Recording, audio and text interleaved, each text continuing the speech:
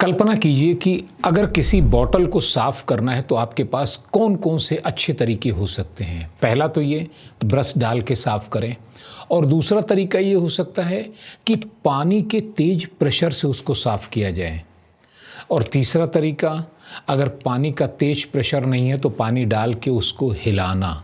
बस यही तरीके हैं। अब अपने लंग्स की कल्पना कीजिए। हमारे लंग्स, हमारे फेफड़े ठीक उसी बॉटल की तरह हैं। बहुत बड़ा सा बॉटल और छोटा सा हमारा ट्रैकिया वाला नेक। कैसे साफ करेंगे लंग्स को? क्योंकि लंग्स में ध्यान दीजिएगा, जितना भी टॉक्सिफिकेशन हमारे एयर में है, तमाम चीज़ें, बैक्टीरिया, वायरस, ये सब हमारी सांस के साथ हमारे फेफड़े में जाते हैं, लेकिन निकलने का कोई रास्ता नहीं है लंग्स से। दुनिया भर के देशों ने भ्रामरी और भस्त्रिका, इन दोनों प्राणायामों पर बहुत शोध किया है, क्योंकि ये सिर्फ आध्यात्मिक नहीं है, इनका धर्म से कोई लेना देना नहीं है। इनके जो प्रभाव हैं वो क्लिनिकली टेस्टेड हैं, शरीर पर, मन पर प्रभाव होता है, और इनका उपयोग वैकल्पिक चिकित्सा के लिए भी किया जा रहा है। तो आज इस वीडियो में हम जानेंगे भस्त्रिका प्राणायाम है क्या, करने के तरीके क्या हैं, कैसे सही ढंग से भस्त्रिका प्राणायाम किया जाए, इसके लाभ क्या हैं और इसका उपयोग क्या है। इस वीडियो के माध्यम से आप भस्त्रिका प्राणायाम के विशेषज्ञ बन जाएंगे और सही तरीके से प्रयोग करना सीख लेंगे। तो चलिए शुरू करते हैं। सबसे पहले बातें करते हैं कि आखिर भस्त्रिका प्राणायाम से लाभ क्या है। तो मैं क्लिनिकली प्रूवन डेटा के आधार पर, वे डेटा जो यूएस से लेकर और भारत में तमाम एम्स और भोपाल में कई जगह पर टेस्ट करने के बाद सामने आए हैं, इसके लाभों पर बात करते हैं। सबसे पहला लाभ है कि वेगस नर्व को तत्काल एक्टिवेट करने की सबसे कारगर विधि है भस्त्रिका प्राणायाम। पहले हम भस्त्रिका को समझ लेते हैं। भस्त्रिका को अंग्रेजी में बेलो ब्रीदिंग भी कहते हैं। बेलो माने लोहार जो लोहे को गर्म करने और गलाने के लिए भट्ठी बनाता है, उस भट्ठी में एयर डालने के लिए वो एक विशेष प्रकार की धौंकनी का प्रयोग करता है, जो बहुत तेजी से एक रिदम में खुलती और बंद होती है। नतीजा ये होता है कि उसके बॉटल नेक से एयर का प्रेशर बहुत तेज निकलता है। वो आग को भी इतना तेज कर देता है कि लोहा पिघल जाता है। ठीक यही काम हम रिप्लिकेट करते हैं अपने फेफड़ों में, और नतीजा ये होता है कि हमारे फेफड़ों के अंदर कोने कोने में, एकदम निचले हिस्से में भी जो कुछ टॉक्सिक चीज़ें, प्रदूषणकारी चीज़ें जमा रहती हैं, वो सब बाहर निकल जाती हैं, और हमारा फेफड़ा बहुत लचीला, फ्लेक्सिबल और अपनी फुल कैपेसिटी पर काम करने लायक बन जाता है। तो इस पर जो काम हुए हैं पूरे दुनिया के देशों में अलग अलग रिसर्चों के द्वारा, मैं उनको समराइज अगर कर दूं तो सबसे पहला लाभ तो होता है इसका वेगस नर्व को एक्टिवेट करना। अब आप जानते हैं कि वेगस नर्व वो है जो हमारे ब्रेन से चलकर और हमारे सारे वाइटल ऑर्गन को जोड़ते हुए हमारे गट तक जाती है, और ये वेगस एक्सिस एक ऐसी चीज़ है कि अगर ये डिस्टर्ब हो जाए तो हमारी बॉडी के जो हार्ट है, लंग्स है, लीवर है, ये कोऑर्डिनेशन में काम नहीं करते। नतीजा होता है तरह तरह की बीमारियां। तो डॉक्टर भी कहते हैं कि वेगस नर्व को एक्टिवेट रखो। अब वेगस नर्व को एक्टिवेट करने के लिए जो सबसे तेज तरीका है वो है भस्त्रिका प्राणायाम। फिर हमारे सामने दूसरी प्रॉब्लम होती है कि हमारे थॉट्स, आजकल का जो जीवन है बहुत जटिल हो गया है, तेज हो गया है, तो हमारे थॉट्स भी उतने ही तेज हो गए हैं, और दिन रात दिमाग में चलते विचारों से हर कोई परेशान है। सब चाहते हैं दिमाग थोड़ा शांत हो, लेकिन शांत तो तब होगा जब वो अल्फा और थीटा वेव्स में जाए। वो तो गामा और बीटा में लगातार चलता रहता है। एंजाइटी, टेंशन, स्ट्रेस सब पैदा करता है। अगर ब्रेन को अल्फा और थीटा वेव्स में ले जाना है, अल्फा शिफ्ट कहते हैं उसको, तो वो सबसे तेज भस्त्रिका प्राणायाम करता है। हमारी तीसरी सबसे बड़ी प्रॉब्लम है, हमारी इमोशनल स्टेबिलिटी कम हो गई है। पहले हमें कोई चीज़ इतनी जल्दी टच नहीं होती थी, आज हर आदमी बड़ा संवेदनशील हो गया है, छोटी छोटी बातें अंदर तक चुभ जाती हैं, लिहाजा रिश्ते खराब होते हैं, व्यवहार खराब होता है, आपका मूड खराब होता है। इसके लिए चाहिए हमें इमोशनल स्टेबिलिटी और बैलेंस। अब इमोशनल स्टेबिलिटी और बैलेंस हमें मिलेगा हमारे हार्मोनल बैलेंस से। तो हार्मोनल बैलेंस को ठीक करने के लिए भी भस्त्रिका प्राणायाम बहुत प्रभावशाली पाया गया है। एकाग्रता हमारी अगली समस्या है, क्योंकि हम ब्रेन से भले ही तेज हो गए हों, नॉलेज बढ़ गया है, सारी चीज़ें हमारी अच्छी हो गई हैं, लेकिन अगर एकाग्रता की बात करें तो वो घटी है। माइक्रोसॉफ्ट की जो रिसर्च है वो कहती है कि कभी ये होती थी घंटे आधे घंटे, आज घटते घटते घटते 1 से 1.5 मिनट हो गई है। अच्छा एक बात बताऊं, ये जो रील्स पहले बनते थे ना, लंबे लंबे वीडियो आप देख भी लेते थे, आजकल रील्स 30 सेकंड से 45 सेकंड क्यों बन रही है? क्योंकि अगर लंबी रील होगी तो आपका दिमाग बोर हो जाएगा, एकाग्रता कम है साहब। अब उस एकाग्रता को बढ़ाने के लिए सबसे बढ़िया है भस्त्रिका प्राणायाम, क्योंकि ये एकाग्रता को तत्काल बढ़ाता है। प्री फ्रंटल ब्रेन, ये हमारा आगे वाला हिस्सा, ये जिम्मेदार होता है एकाग्रता के लिए। आजकल शॉर्ट टर्म मेमोरी लॉस हो रहा है, मतलब टेक्निकली ये मेमोरी लॉस नहीं है मेडिकल टर्म में, बट आप देखते हैं कि आप छोटी छोटी चीज़ें भूल जाते हैं, बड़ी चीज़ें याद रहेंगी, लेकिन छोटी छोटी चीज़ें, पेन रख दिया नहीं मिल रही है, गाड़ी की चाबी घर से लेके निकले कहाँ रख दिया भूल गए हैं, मोबाइल याद नहीं आ रहा है। आपके साथ भी होता होगा, सभी के साथ हो रहा है।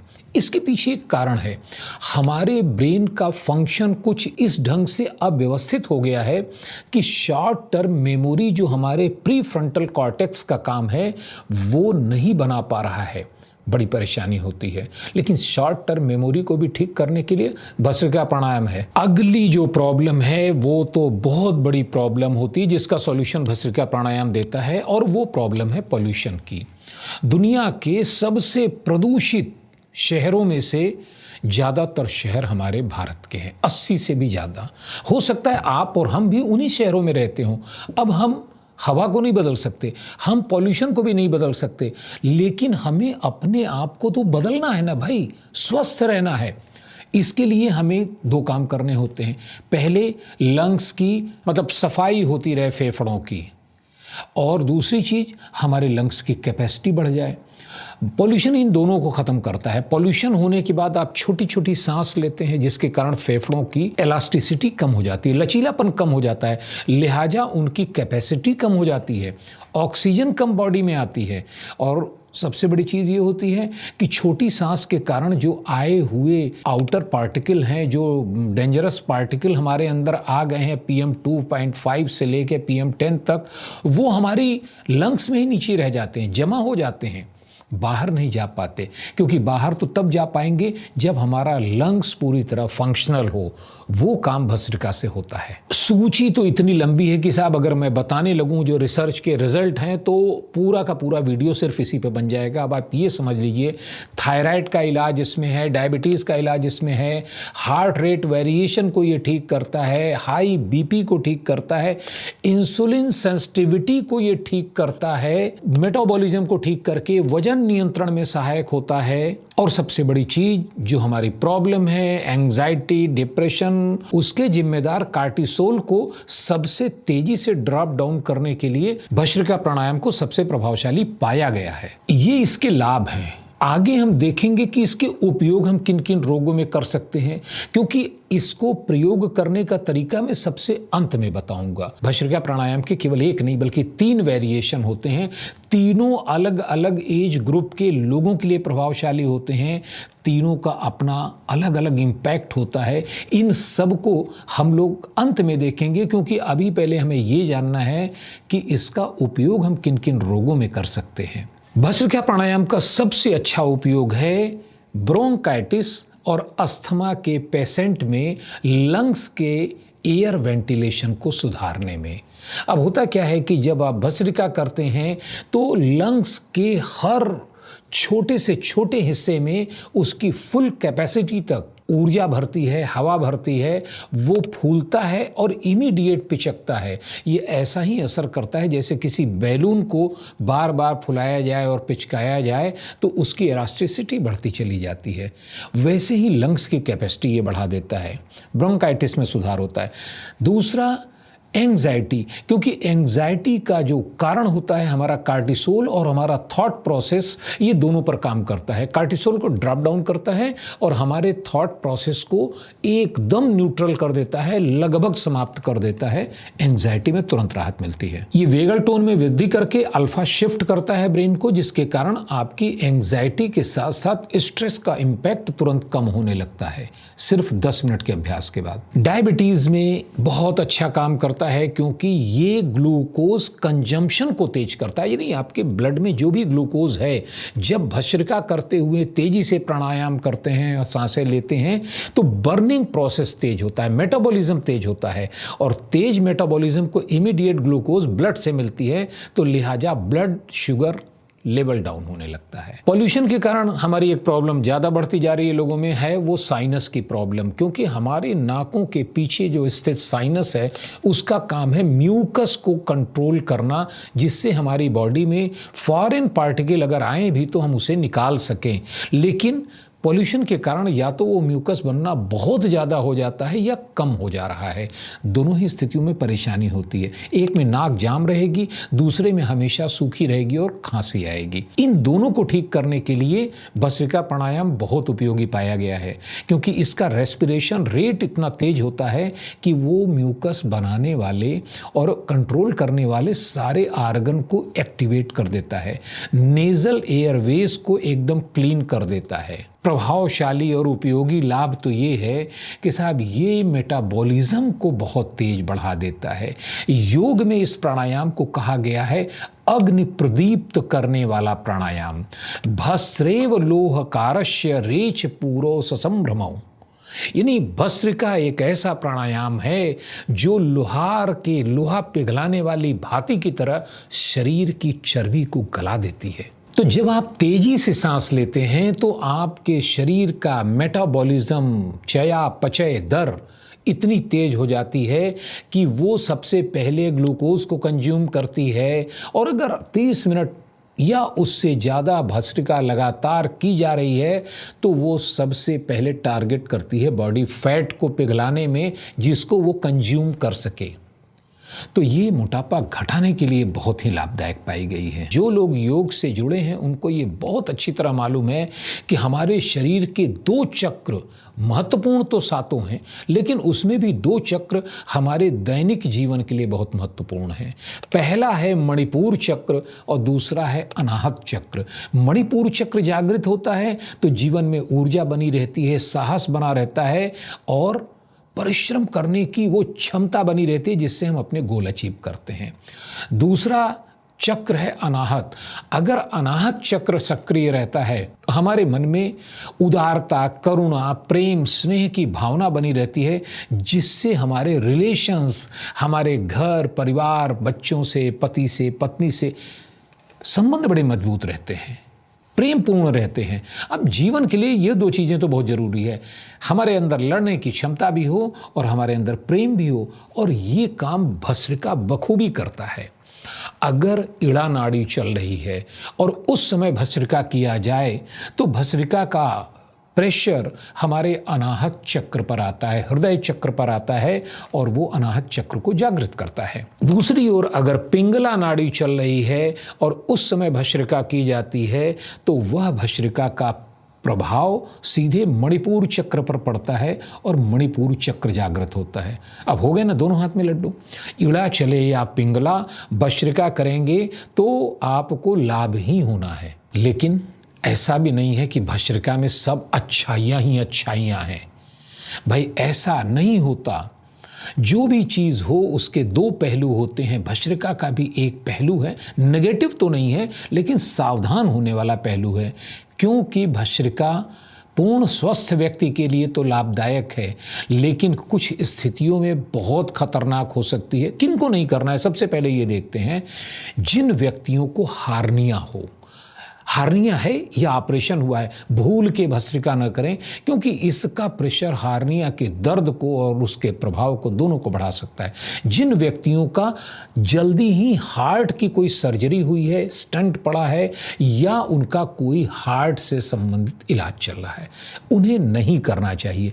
प्रेगनेंसी में जो वुमेन हो, जो महिलाएं प्रेगनेंसी में है, जिनका चल रहा है, गर्भाधान हो चुका है, उनको नहीं करना चाहिए, क्योंकि इसका प्रेशर और इसका इम्पैक्ट बहुत ज़्यादा होता है। जिनको माइग्रेन या सर्वाइकल स्पॉन्डिलाइटिस है, ऐसे लोगों को भी तेज भस्त्रिका, जिसको रैपिड भस्त्रिका कहते हैं, वो नहीं करनी चाहिए। उनको माइल्ड करना चाहिए और बेहतर होगा कि किसी योग के अच्छे प्रशिक्षक की देखरेख में करें। वास्तव में भस्त्रिका हमारे सारे इंडोक्राइन सिस्टम की रीसेटिंग है और लंग्स की डीप क्लींजिंग है, और लंग्स की क्लींजिंग के लिए हमारे बॉडी ने और कोई सिस्टम नहीं बनाया है। हमारे बॉडी के टॉक्सिन्स हमारे ब्लड स्ट्रीम के जरिए क्लीन हो सकते हैं, जिसको हम लिम्फेटिक सिस्टम कहते हैं। ब्रेन के सारे टॉक्सिन्स लिम्फेटिक सिस्टम के द्वारा क्लीन हो जाते हैं, लेकिन लंग्स को क्लीन करने के लिए ऐसा कोई सिस्टम नहीं है। तो भस्त्रिका का सही समय है प्रातःकाल का समय, जब सूर्योदय हो रहा हो या सूर्योदय के पहले ब्रह्म मुहूर्त का समय, यह सबसे अच्छा है। कारण एक ही है, उस समय की हवा सबसे ज़्यादा शुद्ध होती है। 30 मिनट की भस्त्रिका में आप इतना ऑक्सीजन कंज्यूम करते हैं जितना शायद पूरे दिन में न करें। तो अगर इतनी हवा हमारे अंदर जानी है तो उसका साफ होना जरूरी है, स्वच्छ होना जरूरी है। नदी के किनारे या बगीचे में या पेड़ों के बीच में अगर भस्त्रिका की जाए तो फिर तो बात ही क्या है। सूर्योदय के समय करना कहाँ है? सबसे अच्छा स्थान है पृथ्वी पर बैठकर, जहां आपके शरीर का संपर्क पृथ्वी से बना रहे, ताकि जो ऊर्जा अतिरिक्त बन रही है वो पृथ्वी के साथ न्यूट्रलाइज हो जाए, अर्थिंग हो जाए। लेकिन अगर ऐसा संभव न हो तो आप कहीं भी जमीन पर बैठें, केवल उस स्थिति में जहां कि आपके पैर मुड़ नहीं सकते हैं या कोई बहुत शारीरिक परेशानी है, वहां आप बिस्तर पे बैठ के या लकड़ी की कुर्सी पर बैठकर कर सकते हैं। आसन, सबसे अच्छा आसन इसके लिए पद्मासन होता है। लेकिन अगर पद्मासन न लगा पाएं तो सुखासन में बैठना दूसरे नंबर पर सबसे अच्छा होता है। पैर को लंबा करके बैठना या पैर को टेढ़ा मेढ़ा रख के बैठना, उससे लाभ कम हो जाता है। शरीर की स्थिति, शरीर तनाव मुक्त रहेगा, कोई टेंशन नहीं रहेगी, और स्पाइनल कार्ड यानी मेरुदंड पूरा सीधा रहेगा, क्योंकि इसमें हमारी जो ऊर्जा बनती है वह ऊर्जा पूरे मेरुदंड में ऊपर से नीचे तक चलती है, तो बेंड नहीं होना चाहिए। भस्त्रिका करने के लिए आपने अपने आसन में अपना स्थान ग्रहण कर लिया, मेरुदंड को आप पूरा सीधा रखेंगे, दोनों हाथों को अपने घुटने पर रख दें। इसके बाद आपको डीप इनहेल 1 मिनट या 2 मिनट के लिए करना है। नेवल ब्रीदिंग करेंगे। चेहरे पर हल्की सी मुस्कान रखिए, कोई तनाव नहीं। आप एक बेहतर काम कर रहे हैं, इसलिए एकदम प्रसन्न मन से कीजिए।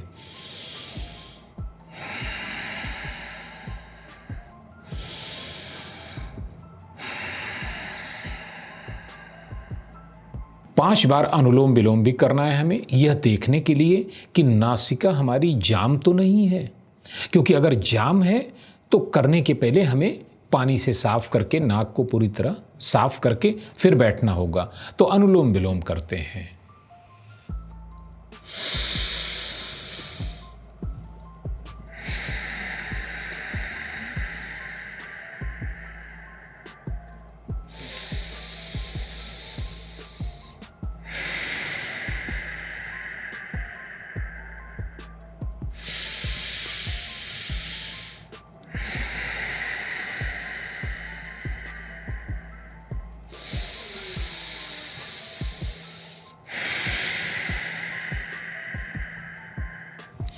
पांच बार अनुलोम विलोम करने के बाद अब अगर सब कुछ ठीक है तब भस्त्रिका हम लोग करना प्रारंभ करेंगे। भस्त्रिका के 3 वेरिएंट होते हैं। पहला तो होता है सामान्य भस्त्रिका। सामान्य भस्त्रिका में 1 मिनट में 20 से 30 बार हमें ब्रीद इन और आउट दोनों करना है, यानी 1 सेकंड में ब्रीद इन होगा और 1 सेकंड में ब्रीद आउट होगा। बॉडी हिलेगी नहीं और चेहरे पर मुस्कुराहट रहेगी, कोई तनाव नहीं।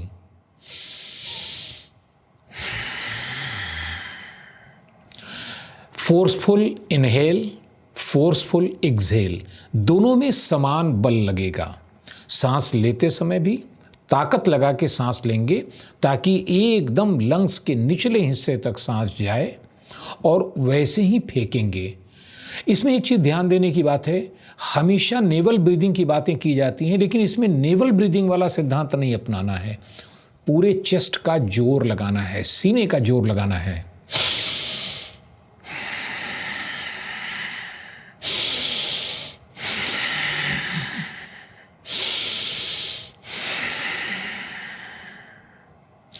अच्छा, ये अच्छा किसके लिए है? जिन लोगों की उम्र 50 वर्ष या उससे ऊपर है उनके लिए ये सबसे अच्छा है, क्योंकि इसमें कोई अनावश्यक दबाव आपके आर्गन पर, कंधों पर या फेफड़ों पर और सीने पर, हार्ट पर नहीं पड़ता है। इसलिए 50 वर्ष से 60 वर्ष के लिए या उसके ऊपर की आयु के लिए ये सबसे अच्छा तरीका है। जो अगला वेरिएंट है ये उन लोगों के लिए है जो 30 से 50 वर्ष के बीच के हैं। ये एज बड़ी रिस्की एज होती है, ज़्यादातर गंभीर रोगों की शुरुआत भी इसी समय होती है और यही सावधान रहने की उम्र होती है। तो इनको थोड़ा सा तेज करना है, लेकिन इतना भी तेज नहीं करना है कि नई समस्या पैदा हो जाए। तो इन्हें 1 मिनट में 30 to 60 ब्रीथ लेना है, छोड़ना है। और ये होगा कैसे? ये ऐसे नहीं हो पाएगा जैसे शांत बैठ के करेंगे आप, तो नहीं हो पाएगा। आप शरीर पे झटका देंगे। इसका सीधा अच्छा तरीका ये है, अपने हाथों को इस प्रकार से खोल लीजिए और सांस लेते समय इन्हें ऊपर ले जाइए।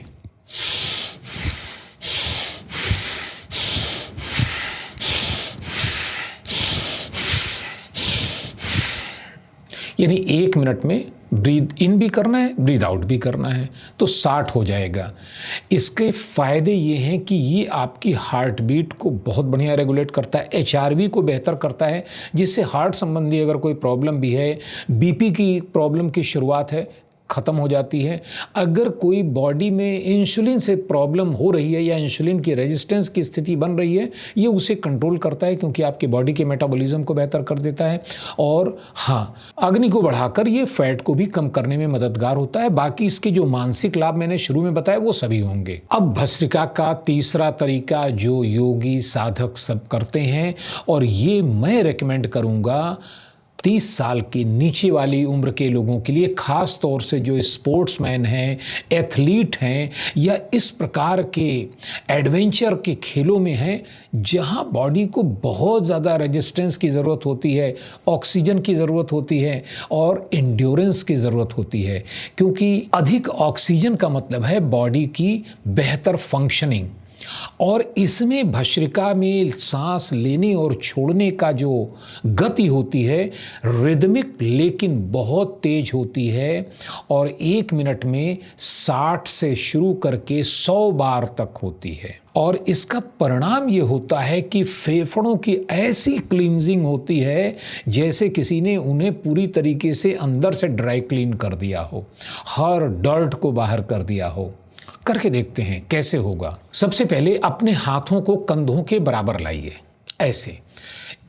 अगले हिस्से को मुट्ठी बांधना चाहें तो हल्के से बांधिए, लेकिन बाहों को कंधे के बराबर उठाइए।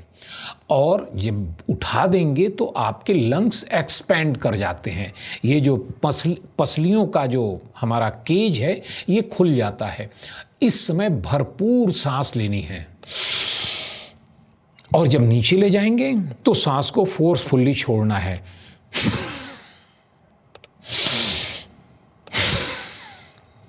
अब इस प्रक्रिया को तेज करेंगे, और तेज करने का फायदा ये होगा कि कंधे भी बहुत मजबूत हो जाते हैं।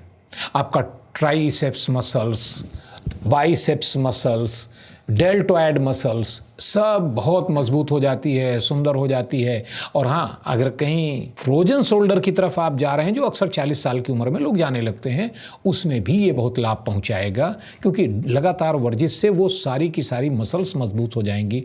तो इसको पूरा रिदम में करके देखते हैं, शुरू करते हैं। लेकिन तनाव मत लाइएगा चेहरे पर। कुछ लोग ऐसा करते हैं, ऐसा लगता है कि अपने ऊपर कोई बहुत बड़ा बोझ लेके चल रहे हैं। प्राणायाम कर रहे हैं, और प्राणायाम में सबसे पहली ज़रूरी चीज़ है मानसिक रूप से शांत रहना, प्रसन्न रहना। पूरी प्रसन्नता चेहरे पर लाइए। शुरू करते हैं। झुकाना नहीं है शरीर को किसी तरफ, सीधे रहते हुए, रिलैक्स रहते हुए।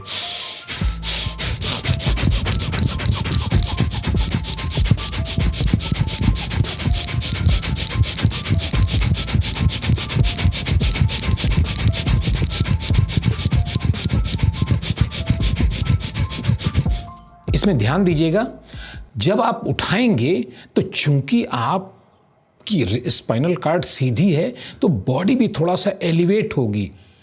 हो सकता है कि आपके आसन से ऊपर उठ जाए। घबराइएगा मत, वो एकदम नॉर्मल है।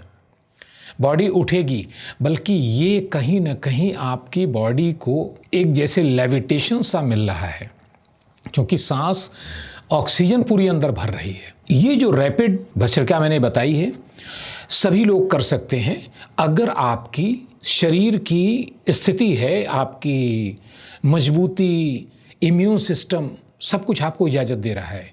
क्योंकि मैं 60 के बाद भी ये करता हूँ, और आप भी कर सकते हैं। इसके लाभ बहुत हैं। अंत में एक सबसे ज़रूरी बात, भस्त्रिका प्राणायाम का अभ्यास कितनी देर करें। अगर एंग्जाइटी के लिए करना है, उसे ख़त्म करना है, तो 10 से 15 मिनट का अभ्यास प्रतिदिन काफ़ी है। अगर ब्रोंकाइटिस या क्रॉनिक ऑब्स्ट्रक्टिव पल्मोनरी डिजीज़ है, माने जिसको कहते हैं COPD, तो COPD के लिए प्रतिदिन इसका 15 से 20 मिनट का अभ्यास पर्याप्त है। फोकस नहीं हो रहा है, एकाग्रता बनानी है, उसके लिए सिर्फ 5 मिनट का अभ्यास पर्याप्त है। लेकिन अगर आप पहली बार नए हैं और भस्त्रिका शुरू कर रहे हैं, तो आपसे अनुरोध है कि भस्त्रिका प्राणायाम का अभ्यास सिर्फ 3 मिनट से शुरू कीजिएगा, अधिकतम 3 मिनट, और संभव हो तो 1 मिनट से। 1 मिनट से भस्त्रिका का अभ्यास शुरू कीजिए, खासतौर से रैपिड भस्त्रिका अगर कर रहे हैं तो।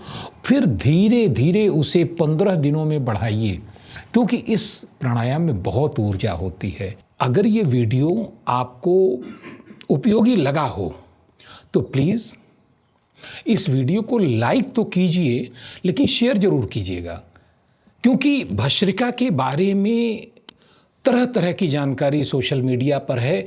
अक्सर लोग गलत करते हैं और उसके कारण कहीं ना कहीं नुकसान हो जाता है। तो उन्हें ये पता होना चाहिए कि हमारी उम्र के हिसाब से भस्त्रिका का कौन सा प्रकार उनको करना चाहिए और किस प्रकार से, कितनी तेजी से करना चाहिए। तो इसी के साथ मिलते हैं अगले वीडियो में। और इसको शेयर करने के साथ साथ अगर आप अपने कमेंट भी भेजेंगे कि अगला वीडियो आप किस विषय पर चाहते हैं, तो हमें खुशी होगी, क्योंकि हम उन्हीं विषयों पर वीडियो बनाना चाहते हैं जो आपको ज़रूरत है। और हाँ, लाइक के बाद अगर थोड़ा सा आप दाहिनी तरफ जाएंगे तो हाइप का बटन दिखेगा। ये चैनल नया है, आपका अपना चैनल है, आपके लिए काम कर रहा है।